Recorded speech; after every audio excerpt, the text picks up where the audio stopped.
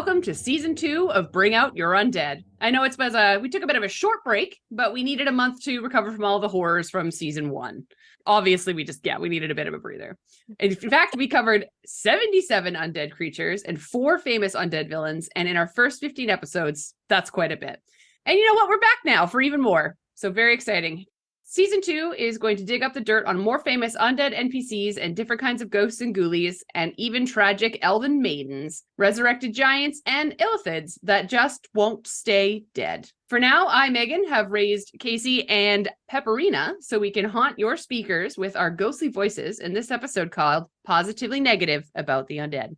The 3 creatures in today's episode are all fairly infamous among D&D players, and you have to be careful because it wouldn't take much to end up with a full TPK. Also, be prepared for spoilers about the adventure Tomb of Annihilation, so you have been warned now. Were you about to say tome? Yeah. I just had to call you enough anger towards me. They're interchangeable words, right? Yeah. Tomb, it's the same thing. Skeletal, skeletal, we don't care. No, okay.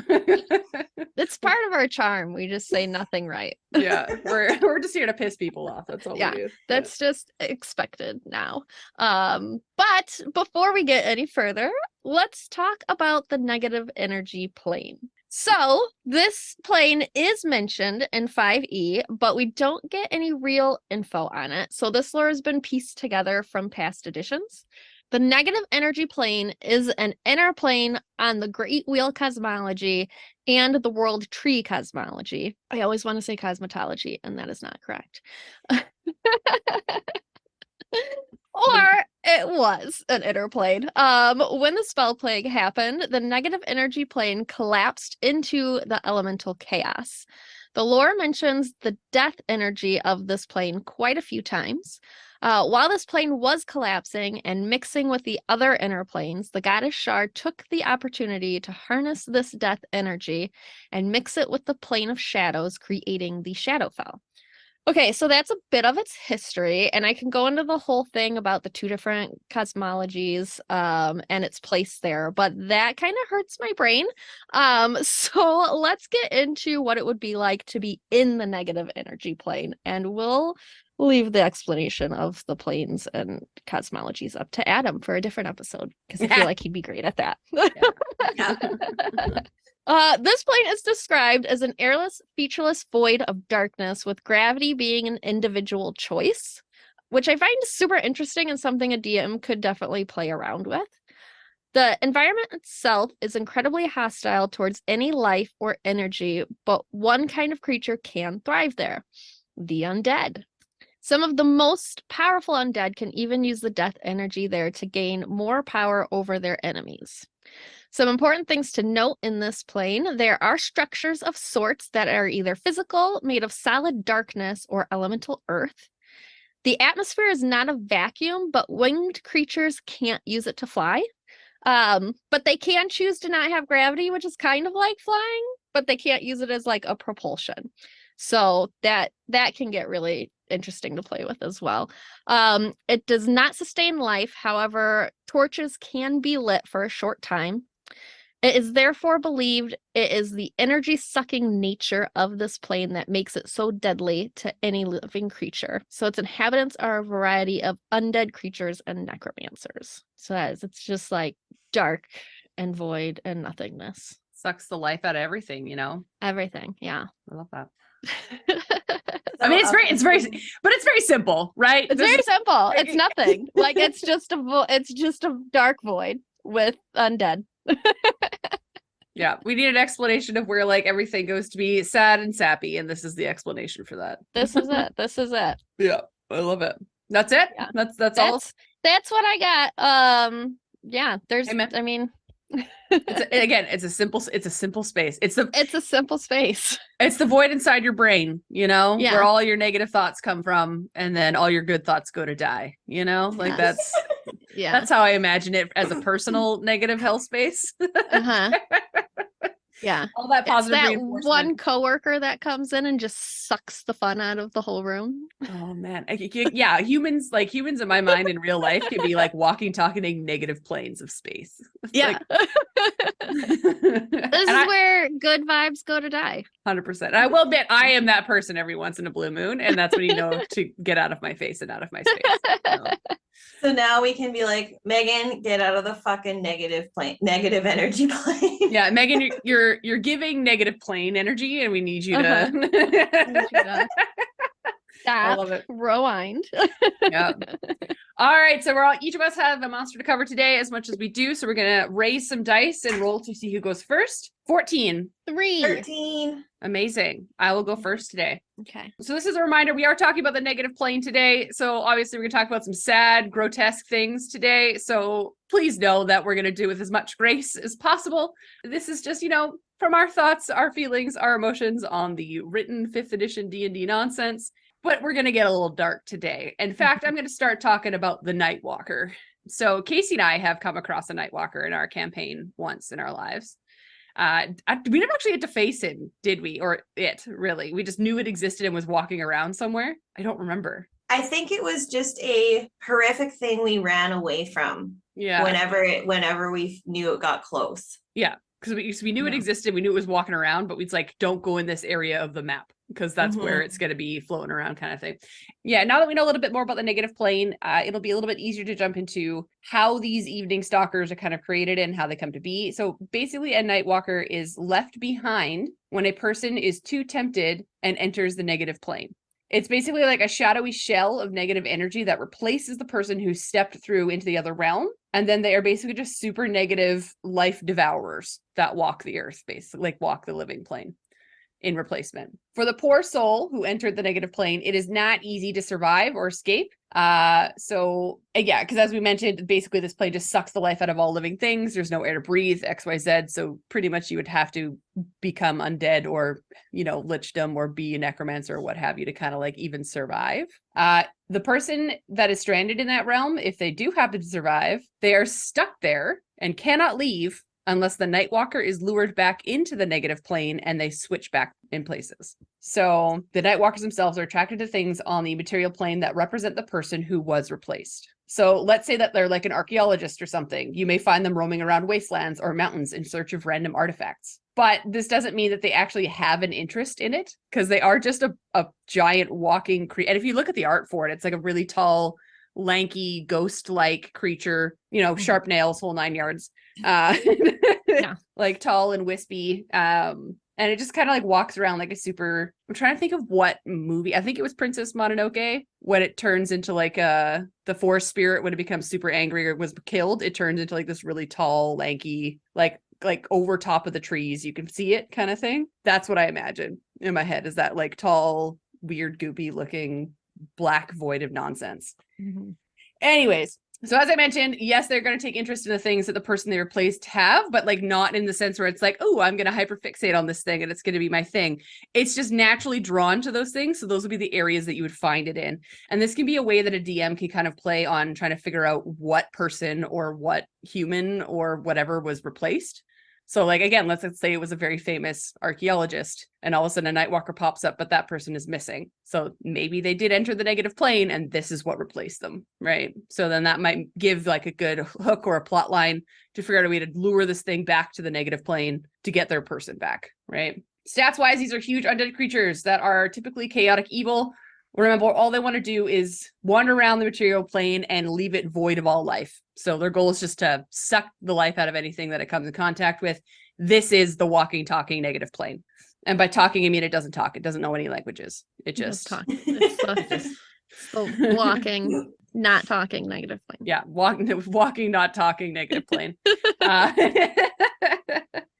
I will start off by saying that they are a frightening CR of 20. This shows not only it's an AC of 14, but in their larger than average health pool of over 300, and a few of its abilities that are kind of neat, but very scary. But here are just a couple of the simple highlights. As they walk around, they emit an annihilating aura, which means anyone within 30 feet that starts their turn need to make a DC 21 con save or take 66 necrotic damage. So yeah, they also have what's called Life Eater, which means if you are killed by a Nightwalker, you die outright. Only a wish can bring you back. Oh boy. Yeah. Mhm. Yeah. When it attacks, it has a multi-attack with what is called the Enervating Focus, which is a 15-foot reach. So remember how I said he's tall and lanky? Well, if it is tall and lanky, I can imagine that like its arms are like 15 feet long. It's a 15-foot long melee attack that not only deals necrotic damage, but also makes another DC 21 con save, or they're instead of just taking regular damage, it actually takes damage off their max hit points. So their hit points are reduced by that damage. So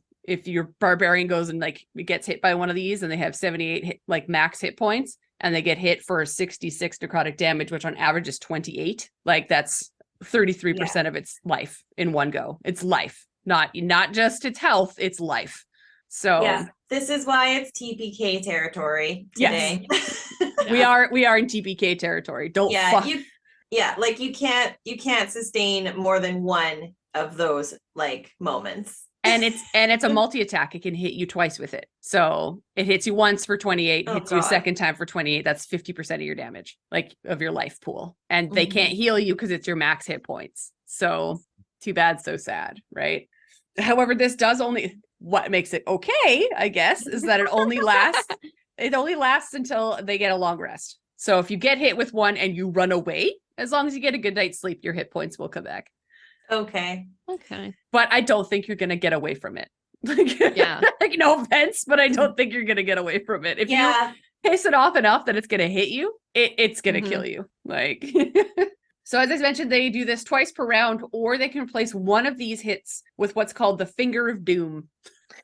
Like it. Pause for laughter. Phenomenal. Which means basically what it does is it just points at you, and as long as you're within 300 feet, it is an auto. You have to con save for 21 again, or take 6d12 in necrotic damage.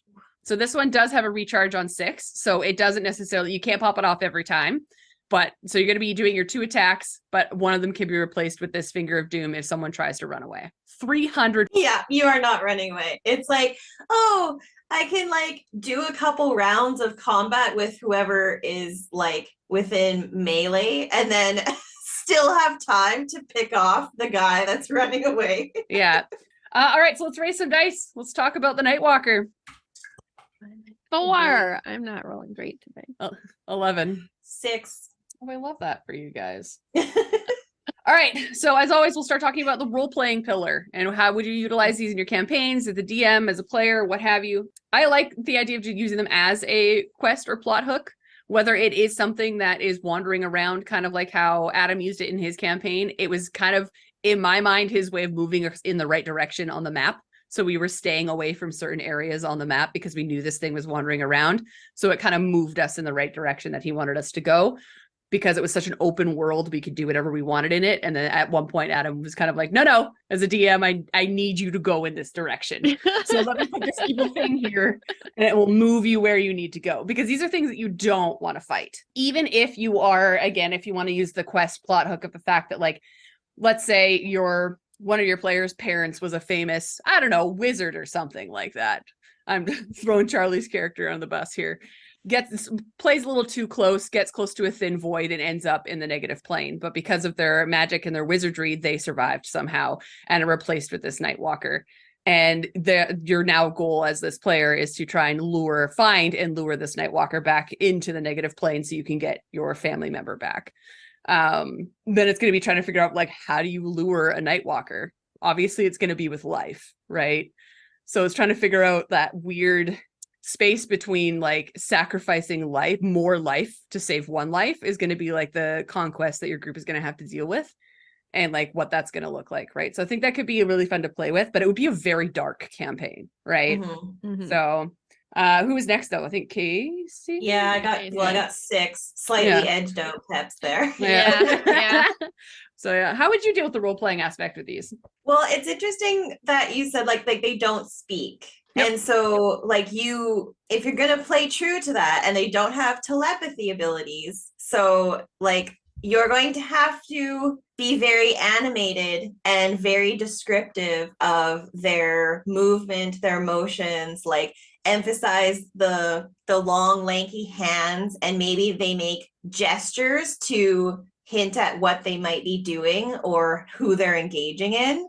So it's a whole different way of role playing a giant monster that the party's gonna have to try, like if they're in combat or if they're trying to lure it. Like, you know, how do you keep the engagement if they're trying to lure it and get it to follow you, but it can't make any, you know, like what do you want with me, or like I'm just gonna kill you, or like you know, there's no negotiation or taunting in like a language or anything. So that presents kind of an interesting role-playing opportunity for a DM, I would say. Yeah, because you would rely on the actual, like, what it feels like to be around one. And like you would innately know I'm not going to fight this thing and it's going to fight me back just by, like, again, its aura. It automatically attacks you once you enter its space, right? Yeah. So, but yeah, it's weird though, because like if you just speaking of the language part, so like in the actual Mordenkainen's like stat breakdown, it is like there's a line, there are no languages, but if you look up older builds or people that make builds, they will give it like abyssal or like other like other languages like that. But then if you think about it, for me, this thing is being manifested, like it's being manifested. It's not like it lived a life where it's going to know languages, right? So it makes sense to me that it wouldn't really have a communicative relationship with language, because it doesn't need it. It knows what it wants. It knows what it wants to do. It doesn't need to communicate with you, right? But I mean, there are builds that you can find online where it does have languages that you can utilize as a DM if you want. That kind of makes sense thematically. But I would like say maybe just giving it the understanding of whatever languages the person who it represents had. Not speaking them, but like if it has enough of the memories of that person to know to go towards things that remind them of their life, then it could potentially at least have the understanding of the languages that that person knew. Yeah. No, so not necessarily speaking them, but hearing them. I would maybe homebrew in as a DM, and then you could get all emotional about it. And if it's your mom and you have to like talk to it. Yeah. Did either of you guys play the Legend of Zelda, the Ocarina of Time? No. Okay. I don't think so. So this is for the internet then. I imagine in like the giants that hold everything up at the end, basically that hold the moon up when it's spoilers for Legend of Zelda, but the moon's crashing into the earth. The creatures, like these large creatures, come out and like hold the moon in place. Once you gather them all, that's the whole point of the game. And then they hold the moon into place before it hits the earth.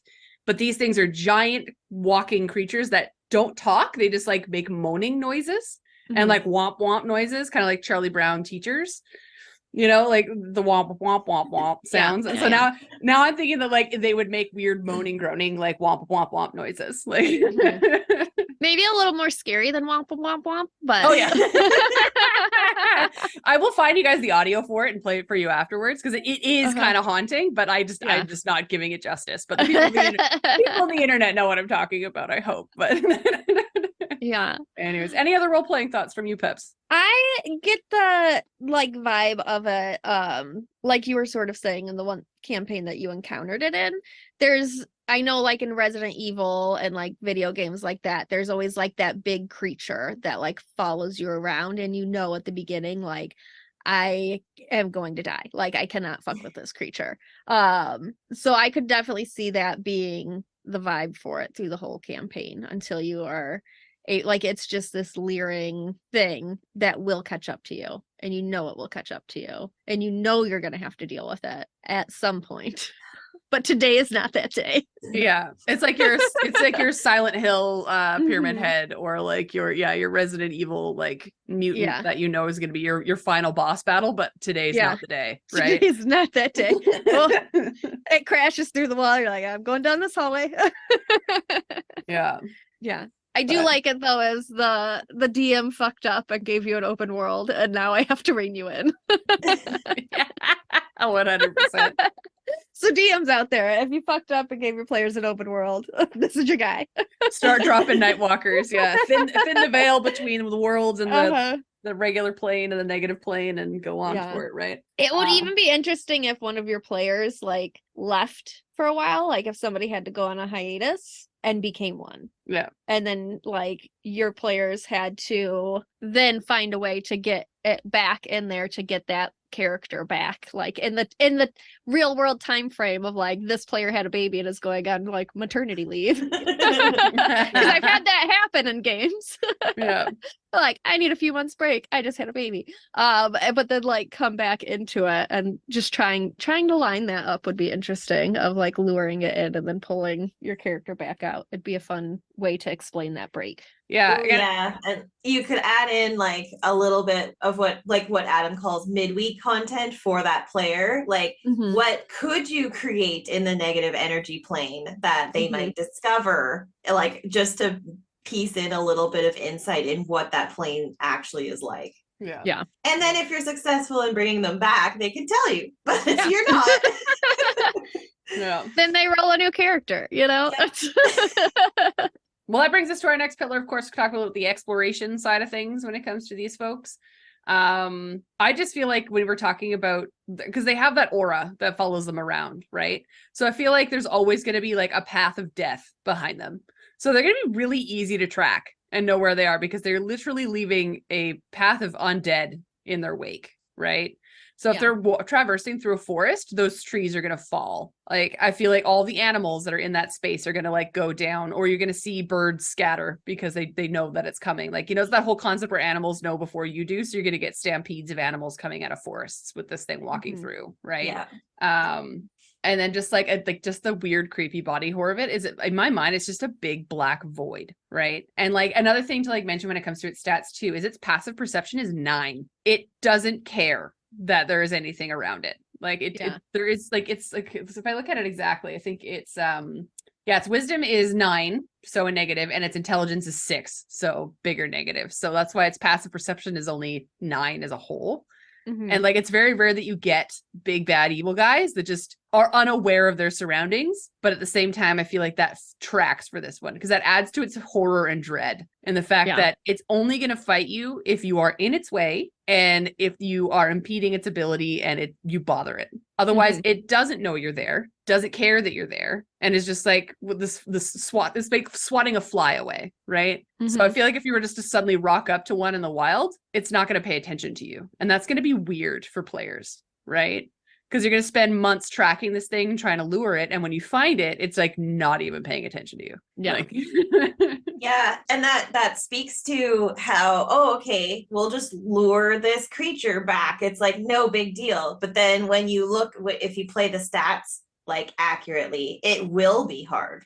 It will be hard to like cross the line into being at risk and taking damage from that aura to get its attention and keep its attention long enough to move it in the direction that you need. So like, that's going to be tricky. And I imagine that aura, like, I don't know, when an aura like this has so much power and is so negative, I feel like it would have a sound to it. Like, there would be this like undertoned hum of just, I don't know, like a low tone or a low like woo woo sound, you know? Like, the closer you get to the aura, the louder it gets. And like, it could even start impacting like your constitution, or you have like, you know, it's just like to add in a few saves along the way too, just for fun.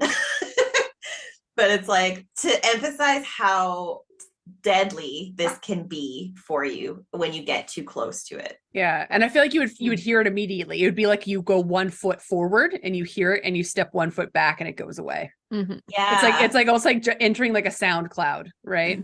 Like, yeah, I would almost have it be like a whooshing, like sucking vacuum noise. To be like that negative energy just sucking all of the life. Yeah, and like, you even, once you step into it, like you are like you're in your vacuum. Like, you no longer hear, like if you're in a forest, you no longer hear the breeze through the trees. You no longer hear your companions next to you. It's like you enter it and there's no sound. You're and like, ugh. How big was that aura again? Let me double check. It is within 30 feet of it, so you would see it. Yeah. So like, you couldn't even sneak attack on this thing. I mean, it doesn't have the perception to see you or care, but the aura around it does. So like, sneak attack, like would be sort of out the window, or just like trying to sneak up on it. You could get within 30 feet of it and it won't care, but after you hit that aura, it knows. So it almost doesn't even need it doesn't need a perception because it just has that. Yeah. It's like it's a little protective barrier. Yeah. Oh, you're not wrong. Yeah. Finally, let's talk about combat options for these. Obviously, you don't want to fight it. I mean, that's a big thing. But I did kind of think of a way to beat it and like do what you can with it to like weaken it, I think. And the issue is that it has a huge health pool. So this would be, anyways, I'm going to get into it and then we can like workshop this together. So that aura within 30 feet does not affect undead. Okay. So, and you know what has resistances to necrotic damage and other things like that? The undead. How do you whittle down its health to get it weak enough to lure it somewhere where it might get its energy back, which is the negative space? You fight it with the undead. However, in my mind, I'm thinking the only way a group of players would do this is if they have a necromancer in the party that can raise a bunch of undead and have like a couple of undead grunts go after it. They don't have enough hit points though to survive being hit by one of its hands, right? So it's kind of like how do you get the pep? How do you make it better? Make it better for me.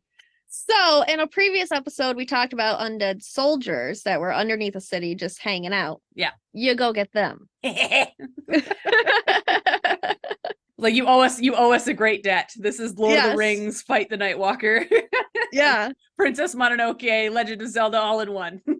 Yeah. Let's go. So go back, listen to that episode and our ideas on how to talk them into fighting with you. But that's the only way I can think of them actually being you as a group being successful fighting this thing is if you rally together a bunch of undead. Yeah. Taking the other angle, the not maybe as traumatic backstory angle where you don't know who like swapped and is stuck in the negative plane and you don't care to get them back. Like what if someone's say demigod or god went to battle to destroy a like really evil creature, but then instead of fully destroying them, this happened where they say sacrificed their existence in that realm to destroy this evil creature, but it went into the negative plane and the demigod or god had to disappear, but the people and the realm was still left with this Nightwalker. And so it's not a matter of wanting to get the person or creature back. It's now we need to rally the power of essentially like God-like power to destroy this Nightwalker. And so you are, finding the undead. You're finding other like allies that can potentially do damage to this thing. And it is your like final, big bad evil guy effort. Yeah, you could go the opposite way of finding like the Holy Crusade, right? Of like all of the good light paladins are going to come and radiant damage the shit out of this thing until it dissipates, right? So you don't always need to have the undead, but we're just saying it might be the theme of our podcast, Yeah. Yeah. And in destroying it, it might be that you can then bring back the deity or god or however you want to spin it, that can then be returned to the realm and bring back faith and bring back all of the the good feelings. But it is now up to like you as magic users and your party to destroy this thing, and it's not going to be fucking easy. Yeah. I mean, you could even go in a slightly different direction with that, where it's a bad god that is over there and trying to get itself back. So its worshippers are trying to get this Nightwalker back into it, and you have to stop it first. Yeah. So that it doesn't come back. Because if this thing's gone, maybe that thing's stuck there. Yeah, and you're dealing with like the acolytes of this, like, and the acolytes are going to be strong and powerful too, right? So not only are you trying to avoid, that could be campaign 2. Yeah, they're trying to make it so you can't kill this thing. So you've got, Yeah. So your first campaign is destroying the big bad evil guy. But then, surprise plot hook, it didn't get destroyed. It went to the negative plane and became a Nightwalker. And so now this is the thing that you discover through campaign 2 still exists in the world. You find out rumors about the followers gathering whatever, or congregating into one area because they're trying to keep it in this one area to protect it, to try and figure out how to get their evil god back. So cool. I like it. There you go. All right. Any other final thoughts on the Nightwalker? No, just don't fight it. Yeah, don't. Yeah, like again, you're not going to survive one round with it. You're gonna your max hit points are going to go down. Your healers aren't going to be able to heal, and your squishies are going to go down in round 2.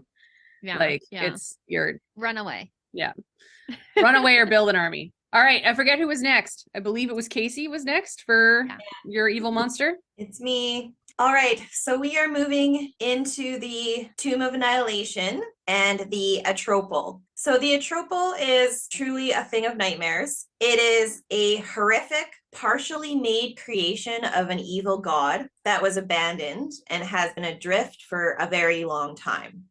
Don't feel bad for it though. Like this is one time where no, it doesn't deserve it. It sounds so sad. I know. It just needs a hug. I can fix it. Yeah. Yeah. Like Mieka, you can't fix it, okay? So since it has truly never been alive, it can't be resurrected nor be raised from the dead, even with divine intervention. There is actually a lot of alternate lore outside of 5th edition on this, and it goes into a deep dive and it gets pretty dark. So just to touch on a little bit there, other lore can describe them as a race of unfinished immortals that are modeled after the gods, that spontaneously rose up as undead abominations. They simply exist to spread death and destruction. There's a theme today. Yeah. And they basically hunt down prey that like come their way. Visually, it's awful. It is wrinkly, gray-skinned, and hairless, and has an oversized, deformed head with glassy, dead-looking white, or even there's sometimes just black eyes. It's constantly moist looking and covered in like a black ichor as well. It has smelly drool dripping from its mouth always, and skinny, atrophied limbs that stick out from a bloated body. It cannot walk.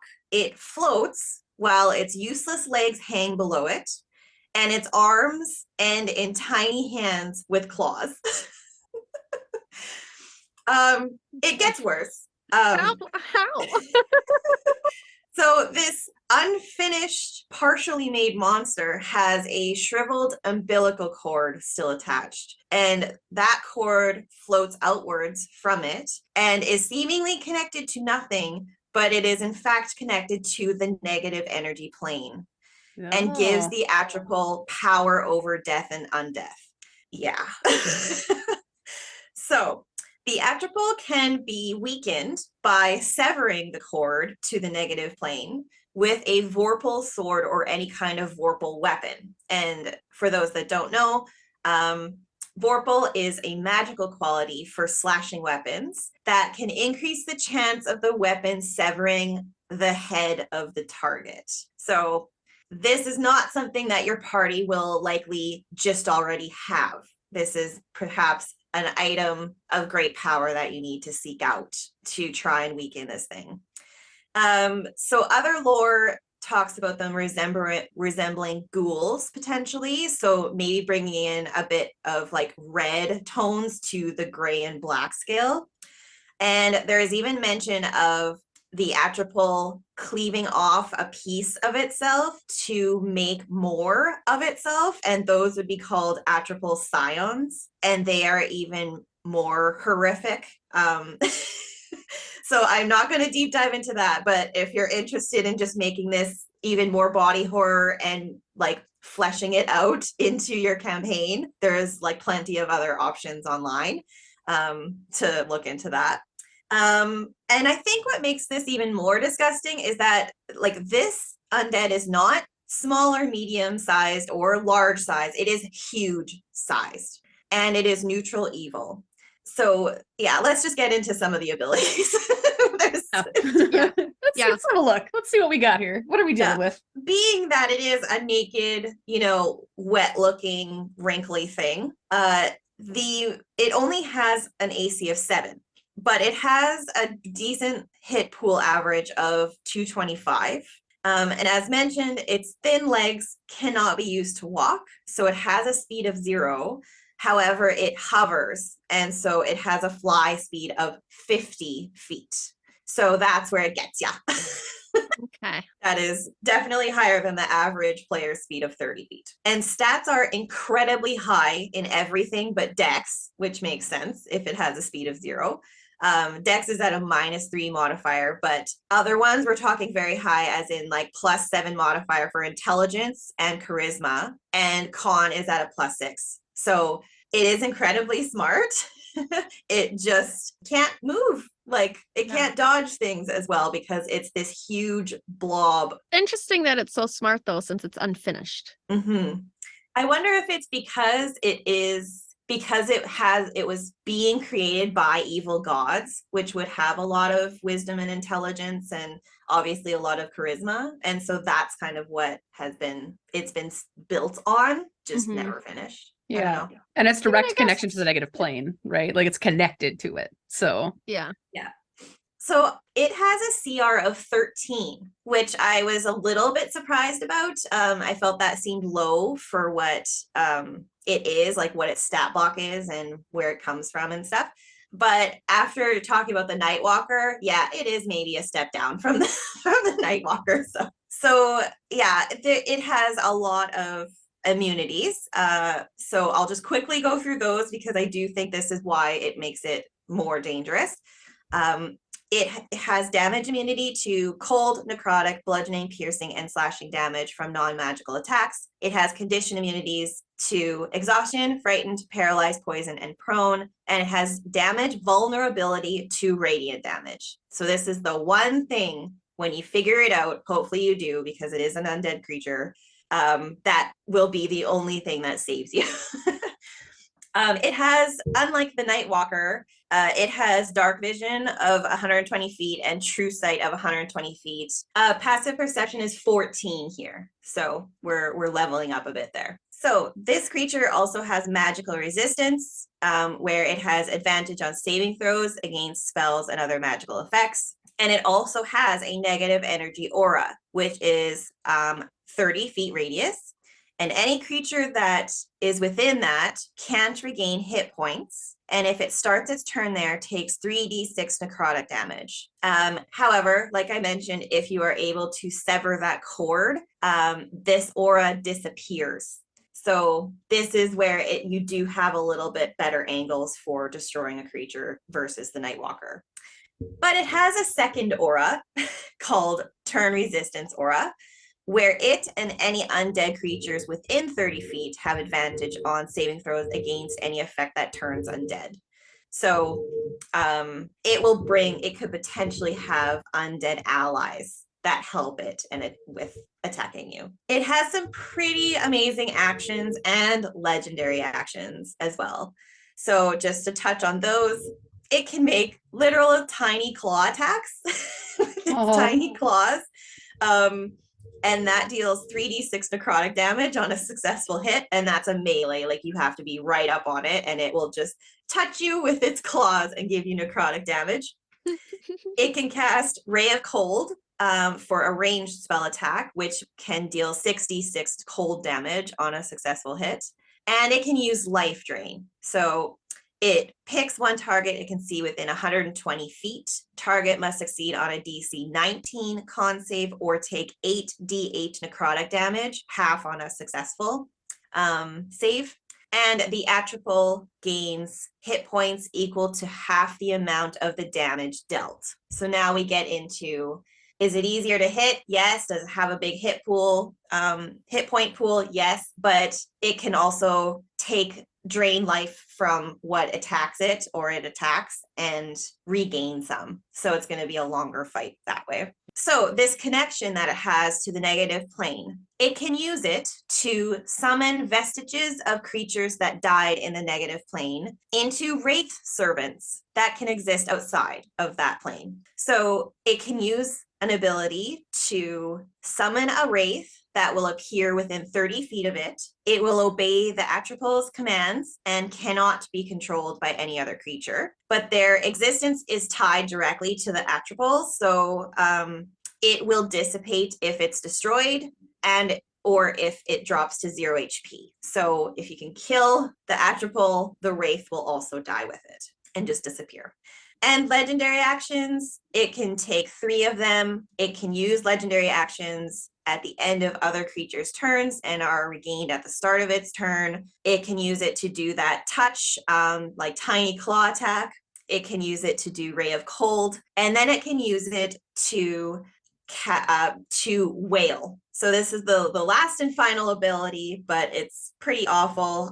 The monster can let out a withering wail, and any creature within 120 feet that can hear must make a DC 19 con save or take 1 level of exhaustion.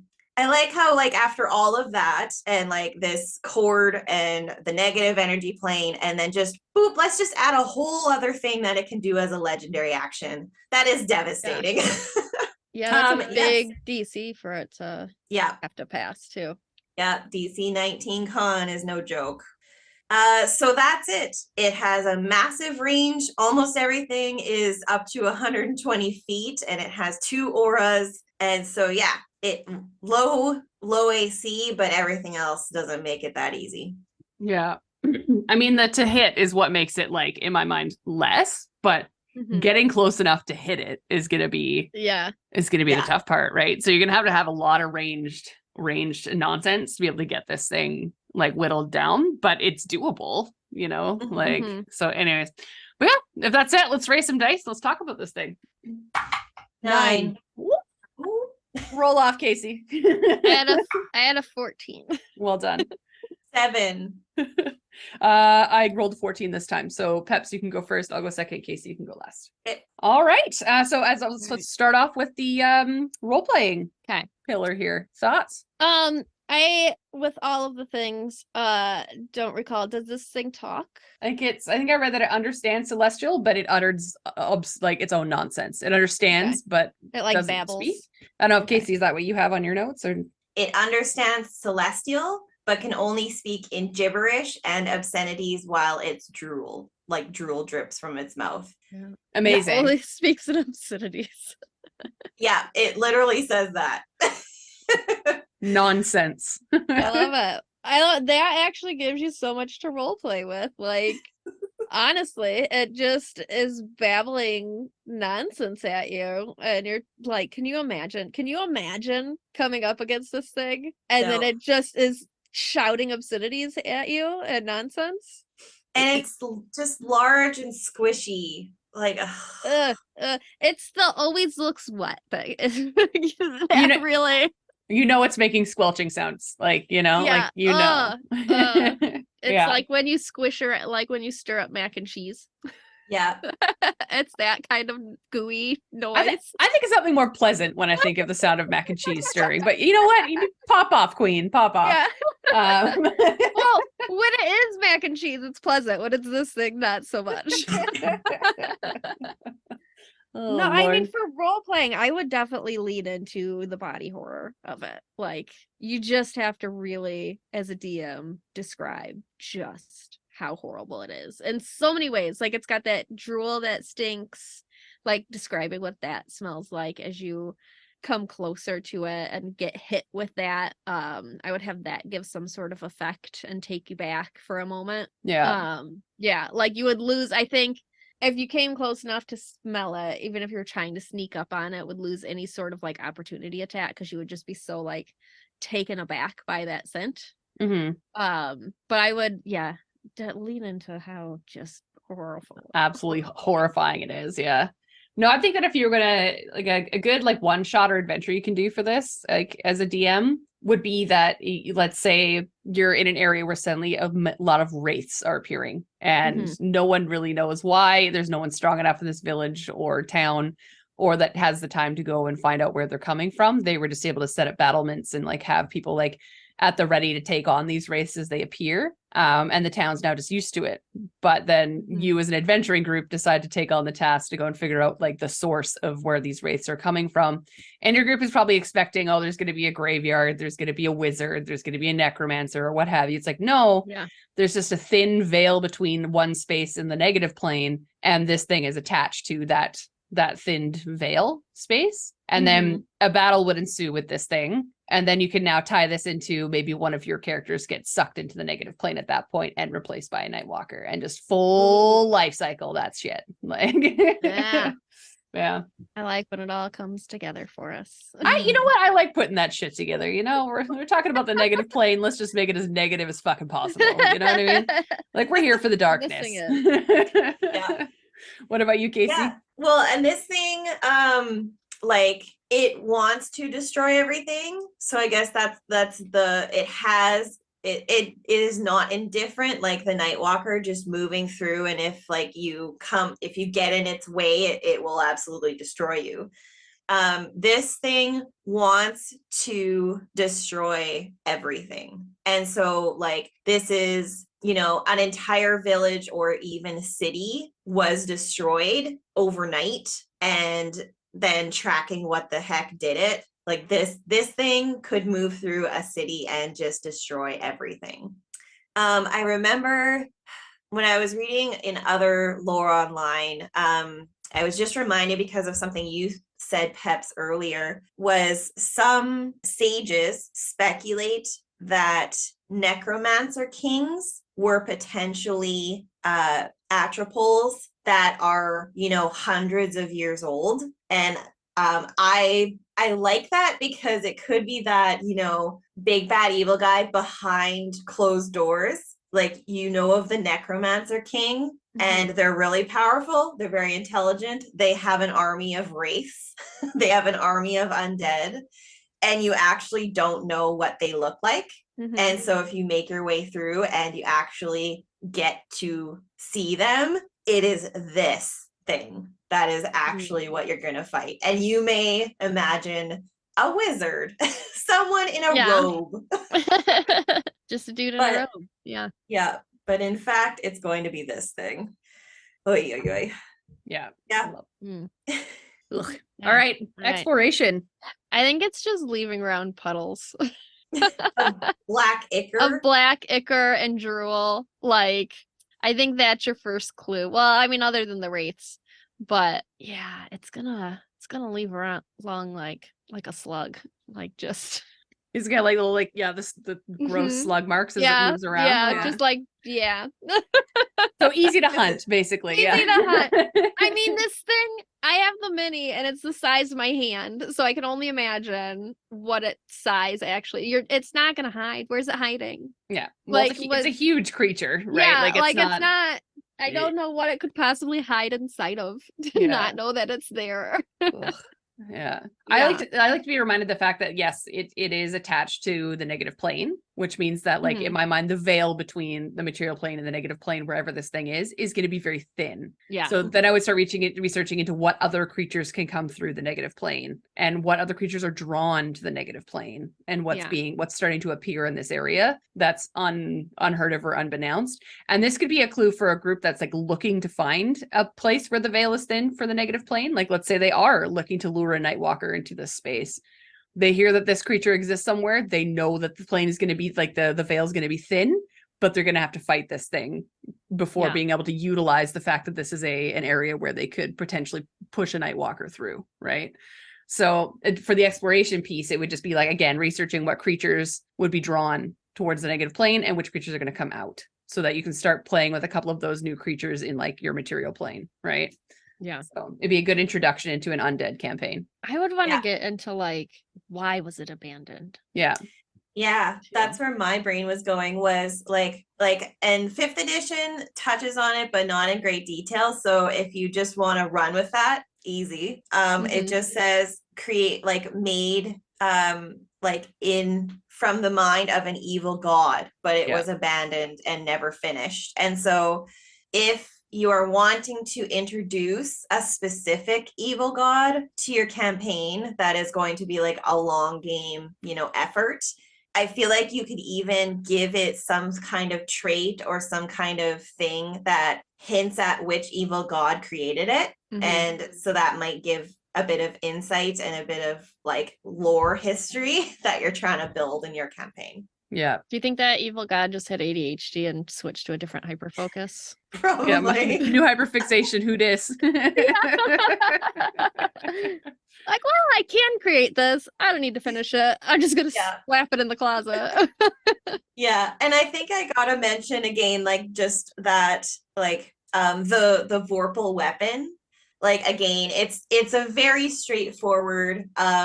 Like it could be absolutely a side quest in your main campaign. Is somehow you gain insight that a Vorpal weapon can be used to weaken this creature. And so then the quest is to find a like forger who can make it, or go steal one from like a wizard that has one, or and so that could be a whole thing that your party does before you go into battle to try and defeat this thing. Yeah. I like quests that comes with more quests. Yeah. Like collecting things or retrieving things. Oh, Yeah. I love it. Yeah. We love a good fetch quest, Yeah. But then it's like in a tomb that's being protected by mummies. Mm-hmm. And wraiths. Yeah. Like the Vorpal sword is being protected by this mummy. So you gotta deal with that shit first. Or belong to like a pharaoh that you have to Yeah. now. And then you're in Theros, just like Yeah. I mean, we're talking about the thinning of veils, so you could really get into the multiverse and hopping planes and stuff. Yeah. With this kind of And thing. there are some very famous Vorpal swords and weapons that like are known. So you could even deep dive into that and see what you want to bring in. Yeah. I love it. Speaking of Vorpal swords, combat tactics and ideas. I mean, definitely as a player, get your Vorpal swords out. Well, you said it has 2 auras. Run me through the its basic things again. Because my brain's not on full mode right now. That So is okay. And it had a lot. It had so many things. It's got the 2 auras. Oh, it had its tiny claw attacks, which sound adorable. Yeah. So it has like the a cat, like a negative- cat just like batting at you. Yes. And like in the art, it's like these teeny tiny little like T-Rex arms with these little claws. It's like getting a paper cut. Is it called Tiny Claw, like in the stat block? It's described as that. Okay. Yes. And then Okay. in the attack actions, it's just called like a touch attack, Okay. like a melee A attack. touch. Yeah. Yeah. But Okay. I want to say it would be with its tiny claws, because what else Yeah. could it What else is it touching? Yeah. Yeah. Unless you just like rub up against that like clammy, naked skin. Ew. Ew, Ew. no. But yes, so it has that. It has the auras. It can cast Ray of Cold, which is 66. Is that what you said? 66 cold damage. So it can do necrotic damage with the touch attack, and cold damage with the ranged spell attack. And then it also has life drain, which is 120-foot range, where it can do 8d8 necrotic damage if you fail a DC 19 con save. Yeah. And that's where it gains HP for itself. And then it also has this whale. Let's not forget the whale. legendary action whale ability. I like the whale one. Again, DC 19 con save or gain 1 level of exhaustion. Yes. So- I would use that whale a bunch. Yeah. Give all your players exhaustion as quickly as you could. Fuck, it's got so many things. Yeah. I know. It's got so many things. And they all do a ton of damage, like 66 and 86. Yeah. Don't fight it, guys. Don't fight Don't it fight it. unless you have a Vorpal sword. And that only gets rid of one of the auras, right? Yeah. Yeah. But the other aura, all it really does is give them advantage against being turned undead. Yeah. Which I'm surprised it doesn't have just immunity to that. Yeah, it should. Because most undead creatures that we talk about, like the big legendary ones, The big ones. tend to have that. But in my mind, yes, it doesn't have the ability to it doesn't have the full resistance because it's not fully completed yet. So it doesn't in my mind, it doesn't have its godlike powers yet. But it does have resistance to it because it's within its blood and its veins. But it just doesn't quite have, the big scary stuff. So that is your combat tactic if you're going to fight this thing, is to cut that umbilical cord and cut the cord that's attached to the plane so that it's relieved of that aura. That way your heavy hitters can actually get in to be able to attack it. And then, you can use your cleric to attempt to keep turning it undead. And then that's going to be your tactic, is this is the one where you would go out and find your holy crusade, right? That are going to come in and help you destroy this thing with radiant light and the goodness and all that kind of stuff. Get rid of this negative energy, Yeah. Send it back to its plane. Yeah. So, but yeah, the fact that it summons wraiths and has all these abilities too, it's its way of protecting itself. It's like, I'm attached to the negative plane. I can pull from the negative plane. What can I pull to keep me protected? Because I am squishy. Yeah. Right. Did it have a limit on how many wraiths it could summon? It didn't say a limit. It just says each time it uses that ability, it summons one. Okay. So I think that that's open to it could bring multiple. Yeah. And I would have it already stacked with some too. When you come up on this, it's not going to not have a wraith. Yeah, that's what I was saying. That would be part of the exploration piece too. Is that there's going to be wraiths in the area. Yeah, because it's protecting itself, right? I love a baddie that can summon more baddies. We love a baddie that can summon baddies. Yeah. Yeah, and it essentially said that if the wraith drops to 0 hit points, it dissipates, or if you kill the Atropol, it dissipates. But I would connect it to the severing of that cord as well, because it is using its connection to the negative plane to summon those creatures. So I want to say, if you have the means to destroy that or cut that cord, all of the wraiths that it has created just dissipate, and then that aura disappears. That is huge. That is turning of the time. Your advantage has been made.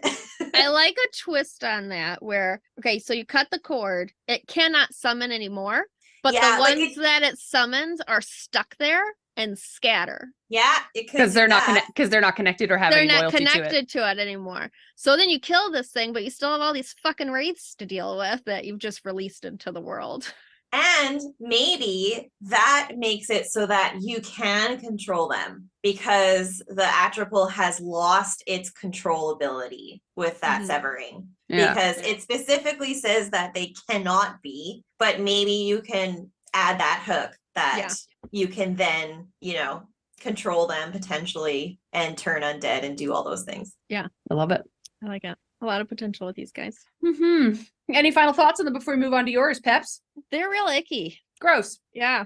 I never want to encounter this. I don't want to see it, smell it, hear it squish. Yeah. No. I also don't know if I would use it, to be honest. There's so many better things out there that I could use when it comes to undead and negative planes. This is not one that I want to describe to somebody. Yeah. So I mean, I might, just because I have this mini. You know what? The mini is frightening. If anybody wants to look it up. Horrible. It's horrible. Yeah. You mentioned the eyes of it. I looked at my mini to see. It has mine only has one eye, and it's a yellowish color, and then there's something coming out of the other eye, like a squiggly, gross, tentacly thing. I hate it. You see that? Yeah. And there's a cord coming out of its head and its mouth. Yeah, it's pure horror, that deformed horror. I thought mine was really gross. Well, let's move on to that then. Let's talk about how gross yours is. Mine is like a puppy dog now compared to yours. All right, so I have the Devourer. These creatures are creations of Orcus and among the most feared of his creations. They are sent to wander the plains and devour souls until all life has become everlasting death. To lesser demons, being turned into a devourer is considered a privilege and only happens if they can prove themselves to Orcus. They are transformed into these 8-foot tall nightmares. The art shows a tall, bald, gaunt creature with pointed ears and claw-like fingers. Most notable is its hollowed-out rib cage with a humanoid inside crying out and trying to escape. When Orcus releases Devourers into the material plane, it is with the purpose to create and lead an army of undead. Skeletons, zombies, ghouls, ghasts, and shadows are all common followers of Devourers. They can also create undead. Devourers hunt humanoids and trap them inside of their ribcage. Once in there, they are subject to soul-torturing telepathic noise until they can't stand it anymore and die. They go through a terrible transformation, then emerge from the Devourer an undead. Oh. Yeah. So getting into their stats, these nightmares are large fiends and chaotic evil with a CR of 13. Their AC is 16 and have an average hit points of 178, and their speed is 30. Their strength and con both have a +5. Charisma has a +3. Dex and intelligence a +1, and wisdom a +0. They are resistant to cold, fire, and lightning, and immune to both the damage and condition of poison. They have dark vision of 120 feet and speak abyssal, and have telepathy of 120 feet. They have fiendish nature, so they don't need air, drink, or sleep, and the only food they need are souls.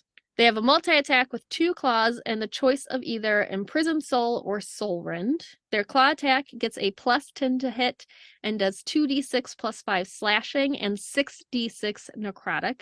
Imprisoned Soul, the Devourer chooses a living creature with 0 hit points it can see within 30 feet and teleports it into its ribcage. The creature imprisoned has disadvantage on death saves. If the creature dies while imprisoned, the Devourer regains 25 hit points, immediately recharges Soul Rend, and gains an additional action on its next turn. In addition to all of that, at the start of its next turn, the Devourer regurgitates the slain creature as a bonus action, and the creature is undead. It becomes either a zombie, ghoul, or wight based on how many hit dice it has, and it can only imprison one thing at a time. Now for Soul Rend, which recharges on a 6, unless it successfully recharges it during the previous one, it creates a vortex of life-draining energy in a 20-foot radius of itself. Each humanoid must make a con save, taking 8d10 necrotic on a fail or half as much on a success. Increase the damage for each living humanoid with 0 hit points in that area. So another like TBK. Yeah. Yeah. And it's a CR 13? 13. Okay, so same as the Atropol. Yeah. But this doesn't have legendary actions the way the other one does. It does not. But definitely way more deadly and harder to kill. Like, yeah. It's Yeah. almost like the other one needed the legendary actions to keep itself up at that 13. This one doesn't need legendary actions. It has abilities in its like own self that are going to be quite deadly, right? Yeah. Ooh, love it. All right, let's raise some dice. Dice. 4. 13. 12. Guys. I know. I need to get a different dice. So for like role playing with these ones, again, they don't really have, it's the telepathy that I always like using when it comes to these ones. If you were going to be playing them as a DM, I always never really believed that monsters that have the ability to use telepathy would use anything else other than I will speak to you in your brain mind. Yeah. Because 1, I feel like it would want to freak you out. And 2, I would just be super lazy if I was that powerful. So It's not just shouting abyssal. No. However, this is gonna I immediately what I thought of, I don't know if either of you guys have played the board game Kingdom Death Monster. No. Okay. So in Kingdom Death Monster, it's a board game. It's a very long board game. Anyone on the internet who plays it is crazy, but it's a great board game to play. There's one beastie that you fight called the Screaming Antelope. And what this basically is it has a mini, and it is basically an antelope rearing up on its like hind legs, and then its chest and stomach are open and it's full of teeth. Ugh. And then its attack ability is that it runs at you and then eats you with its chest and drags you across the ground. And so when you're talking about how this thing like envelops and digests things, like the imprisoned soul ability that it has, like I feel like that is going to be, that's what I imagine is the open rib cage with teeth in it, even though I've never seen the mini for this one, if that's like what it looks like, or if it is just an open rib cage. Yeah, little open rib cage with some gross little goblin thing. So I imagine that it would be constantly exposed, right? Like it has no shame. It's like, this is how I'm going to kill you. Yeah. There's like no clothes, not a stitch of fabric on this thing. No loincloth or anything, Casey. Nothing. It's just a disgusting little thing. So that's what I would lean into. The fact that it's not afraid to show you all of its cards, right? Yeah. Like it's gonna be like, no, like I can kill you with my rib cage. Of course I'm gonna like be like, it's almost boisterous in that way, right? Like it would be standing tall and like chest out, like I'm gonna eat you with this. So yeah, as a DM, that's how I would role play it and play it. Is like that'd be the first thing that you notice. It's like when we say tits out, and you know, ribs tits out, ribs out for the undead.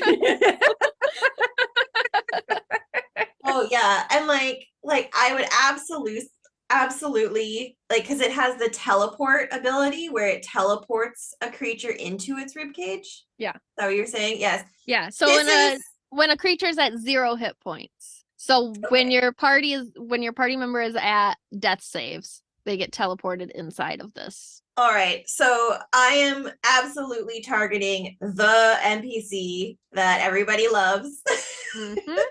Won't be hard to knock it down to 0 hit points. And I am demonstrating the horrific ability of this rib cage, like devouring and regurgitating back up your beloved NPC. And that is when there's sanity involved. Your players are horrified. Some want to run away, some want to run in like in a rage to attack it, and it's just gonna be a bloodbath. Yeah, it's not gonna be good. I'm surprised this one doesn't have a fear attack, like a fear aura thing. Or like an ability, like when you first see it, that you have to roll a save to not be afraid of it. I guess maybe because of its size, that it's not necessarily. I don't know. I mean, it's 8 foot tall, so it's still it's large. It's pretty scary, and it's got like a thing inside of it trying to like escape. For the role playing body horror aspect, I would cause like everybody roll like a fucking wisdom save to not be scared of this thing. Like So have you guys ever come up against one of these? No, not in traditional D&D. I have. Tell us more. So in the world I play in, there is a big baddie called the Great Devourer. So that is not this. So I did not know that this is what I was up against when I was up against it, or at least a version of it. My DM calls them changelings, and they are part of the Fae and that kind of thing. But when he puts up a picture, it's this thing.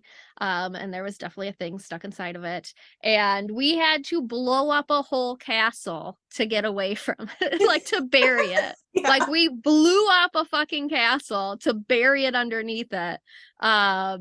And escape, and we were pretty sure it walked away from it. So like they're horrible, and we have currently like there's shit going on with spells and using them, and if you do a spell and you're not a paladin or a druid, you have to roll an arcana check, and if you fail that, a rift opens and one of these tries to come through it. It's not great.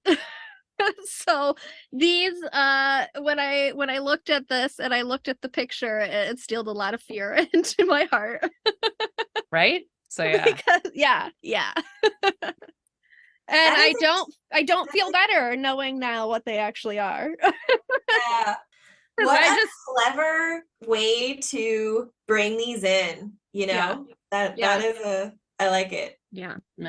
All right. Well, in terms of like the exploration piece to them, then like not only just like that brilliant idea of bringing them into the campaign, but like, and we talked a lot about its existential horror dread and the body horror of this thing. But I feel like there would just be like, if you were to come into its lair or like where it exists, and like you just kind of want to have like one being stuck in the cave somewhere or something like that, or like where the again where a veil is thin between this and the negative plane.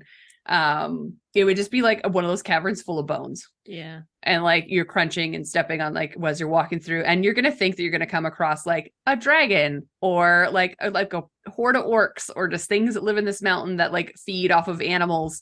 But then as you do more research, you realize that like they're human remains or like the remains of other like humanoid creatures, right? You're not gonna realize this is what you're gonna come across because you're expecting a regular eating machine, not a magical negative plane existing eating machine. Yeah. Suck you into my rib cage and drive you insane with telepathic noises. Yeah. And then just like its lair is filled with just wandering undead of all different kinds of things. And that would be the thing, is because it has so many different types of undead that follow it or that it creates.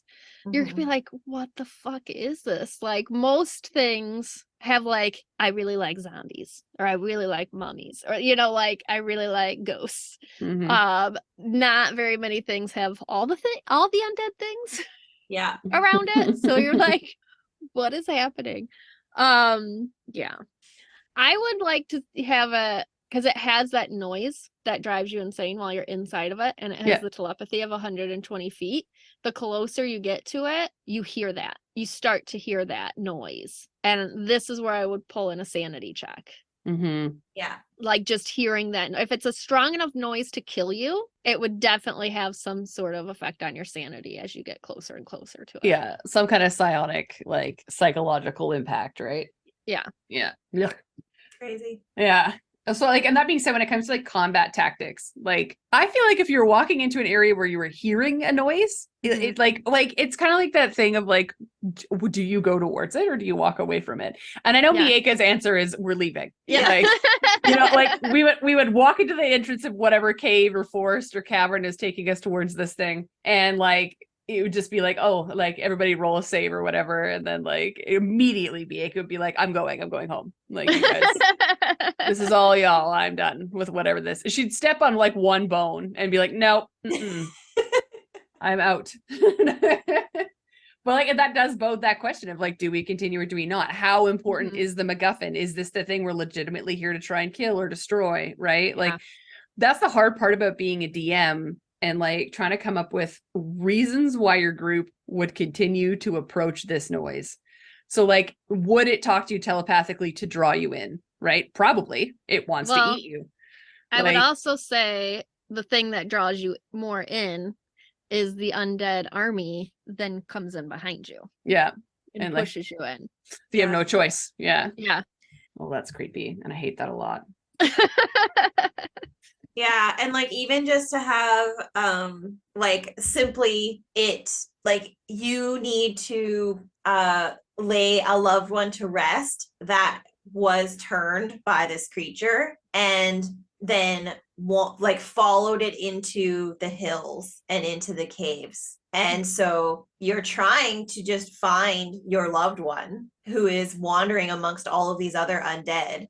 But you absolutely encounter many undead and this creature before you find your loved one. So you are forced into combat and trying to destroy it. And then you can continue fighting undead till you find the one that you're looking for. So a couple thoughts. One, like if you're a player and you get swallowed by this thing and imprisoned in its ribcage, you get disadvantage on all of your death saves while you're in it.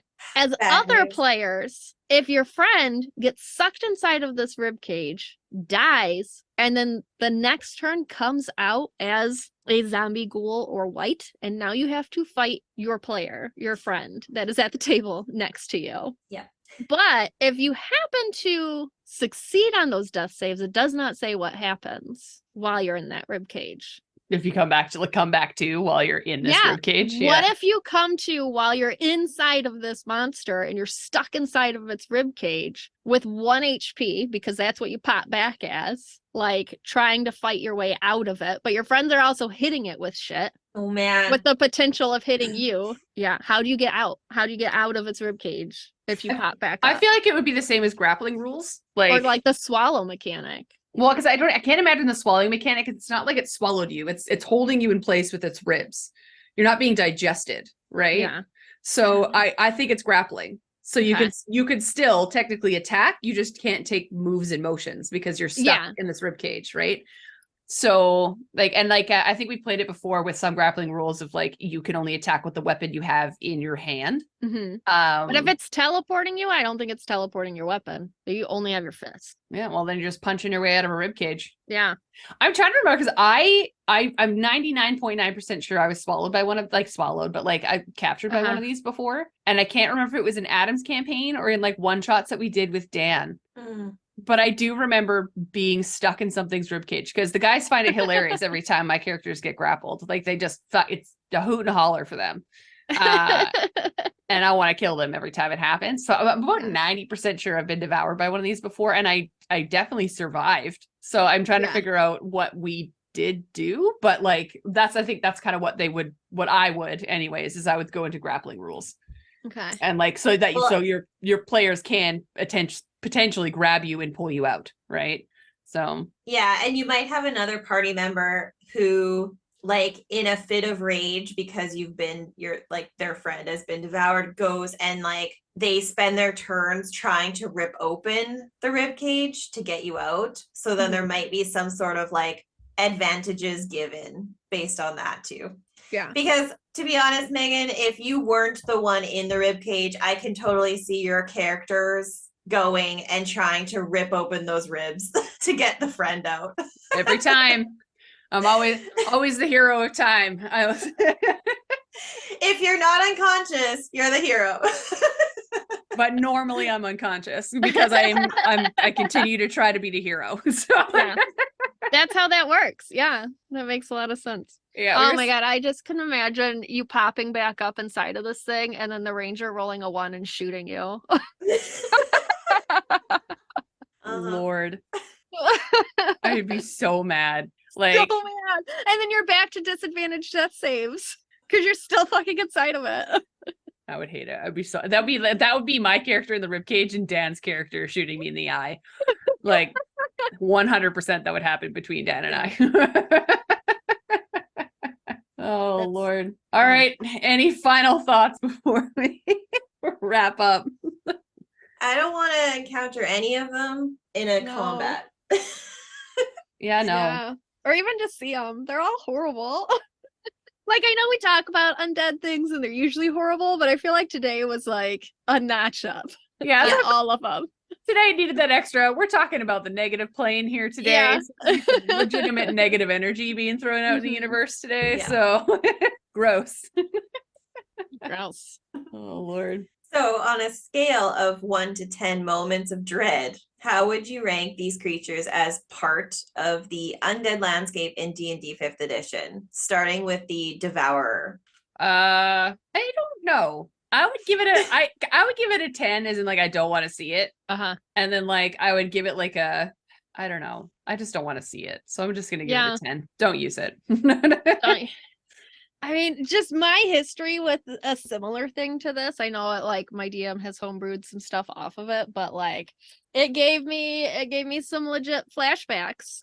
Yeah, you're like, this is my PTSD. Yeah, like this is my player PTSD as soon as I saw the picture. Well, I saw the name Devourer, which is the Great Devourer, which is this giant entity into like it's the size of a planet and like eats planets in our world. So when I first read Devourer, I was like, fuck. You're like, I love this. Yeah, I saw this thing and I was like, fuck. That's not what I wanted. That's not better. Yeah. So a scale of 1 to 10 of not wanting 10, to use. Yeah, it's 10 on my list just because of my personal trauma. Fair.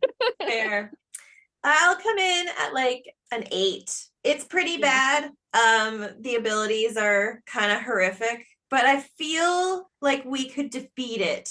Yeah. There's hope. I don't know. I think comparatively to the list that we did today, it is probably the lesser of the 3. Yeah, I would say 1 to 10 on a killable scale. I would give it a 5. Like this is going to be the easier one to kill, but easier. I'm saying my air quotes. Yeah, but also the potential of actually losing a party member is high. Yeah, definitely going to happen. There's someone in the group that's attacking it gonna die. Yeah. All right. Next is the Atropol. 15 out of 10 never used. Yeah. Just ick factor alone. Just stay away from it. Yeah. There's so many other Yeah. things you can use for the negative plane and for life sucking nonsenses. This is one that we can just forget Mhm. exists. Just Thanks. unless you just want to see a disgusted face on all of your players. Like if that's your...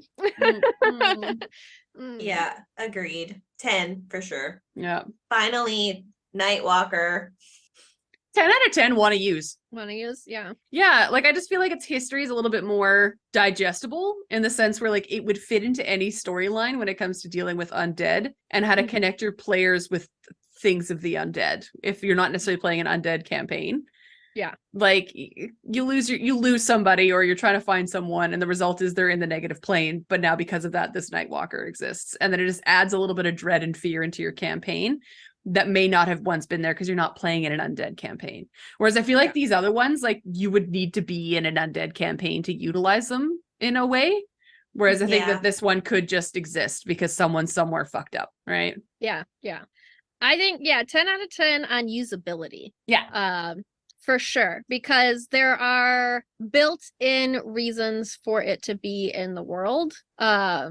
And just you could use that in so many different ways. Like it could be a player, it could be a family member, it could be somebody you don't care about but just need to deal with because this things exist. Like we said, it could be a god, that guy, like it could be your previous BDEG. I think there's a lot that you could do there to fit it into your campaign in different ways. Whereas like the Devourer is a creation of Orcus. It is what it is. It's what it is. You know, there's not a lot of creativity there. And Atropol is what it is, you know. Yeah. I think the Nightwalker could go in a lot of different ways. So Yeah, agreed. 10 out of 10 on dread, on usability, on interest, on connecting to a whole bunch of different lore, creating a whole new campaign from an interaction to being the thing that's just the horror that's just wandering around in the background while you're doing all of this other stuff. Yeah, it's great. yeah. Yeah. 10 out of 10 walking red flag can't fix him. Oh. Well, now it's time to close the casket on this part of our conversation on Undead in D&D 5th edition. If you'd like to discuss what you've heard here today, you can find us on Facebook, Instagram, and at r/itsAmimic. For more episodes on monsters and other D&D topics, you can find us on Apple Podcasts, Spotify, and YouTube, or wherever you listen to your podcasts. Thanks for listening to this episode of Bring Out Your Undead. If you'd like to support us, we have a donate button on our website, www.itsamimic.com, as well as a store and a Patreon. You can check the show notes for more details. Thanks again for listening to It's a Mimic, where you never know where you're going to get.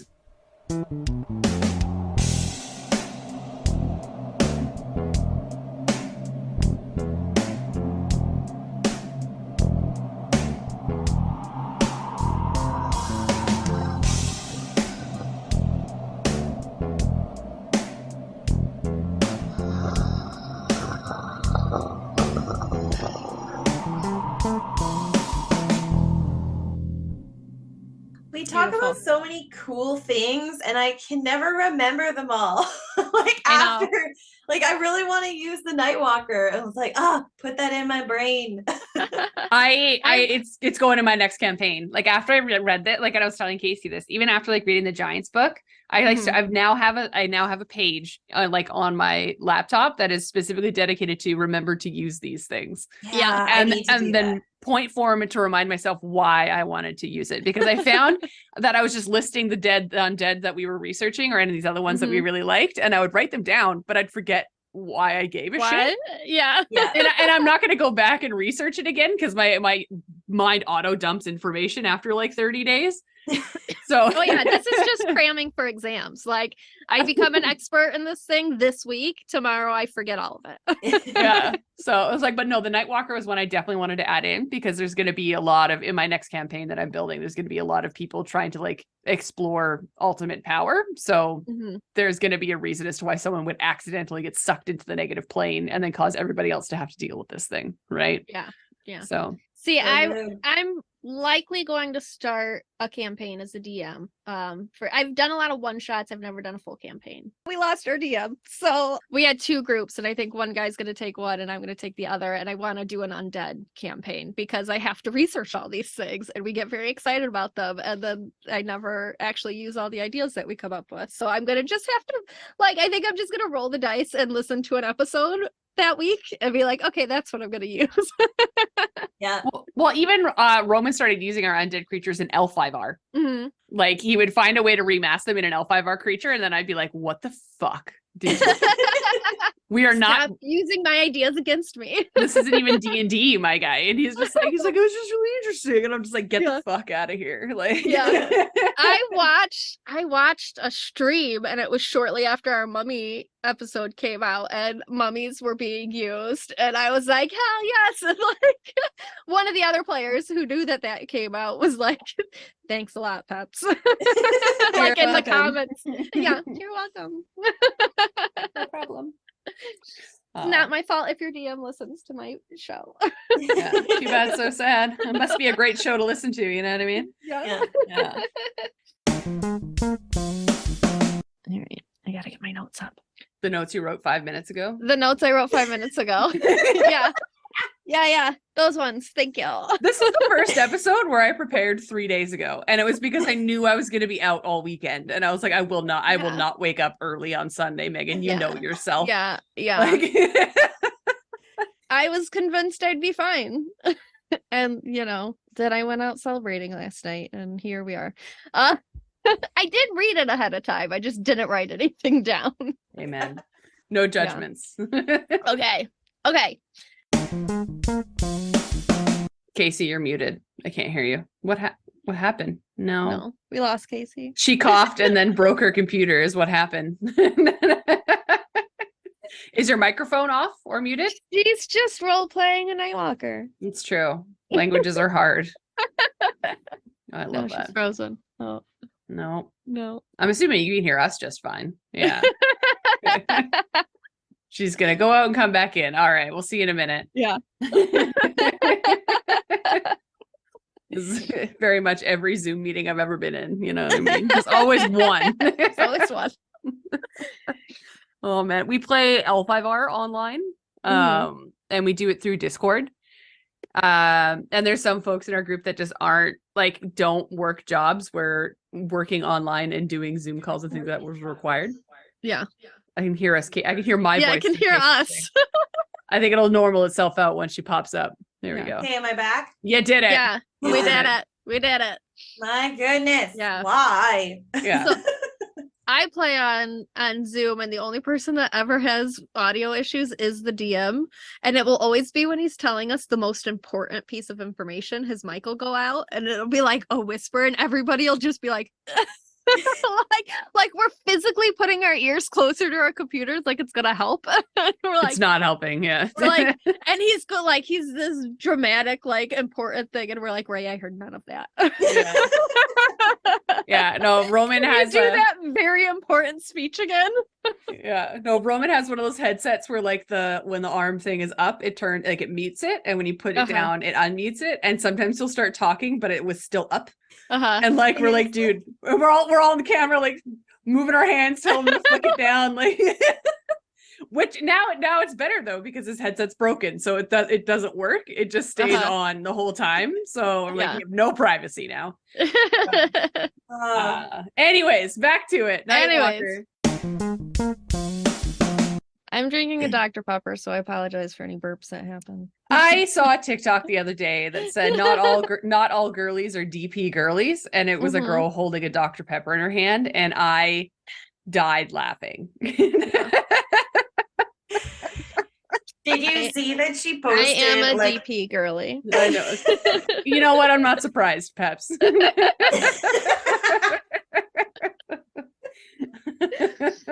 That girl posted a follow-up video after that because she went viral, and she was like, okay. She's like, I am still going to call myself that because of the Dr. Pepper. You know what? Just own it. No, There's so many other ways you could say that, though. You could be like, I'm a Dr. P girl, or like, oh, yeah, that's not any better. No. Never mind. The worst part is I dated a guy whose last name was Pepper. Yeah. I've like, and like, there's Was his name David? Was he a DP? No, he was not a DP. He was a JP. But like, there's an alternate timeline where my last name becomes Pepper. Yeah. Oh boy. Yeah. So that's it. That's it. Yeah. That's all. That's what I got.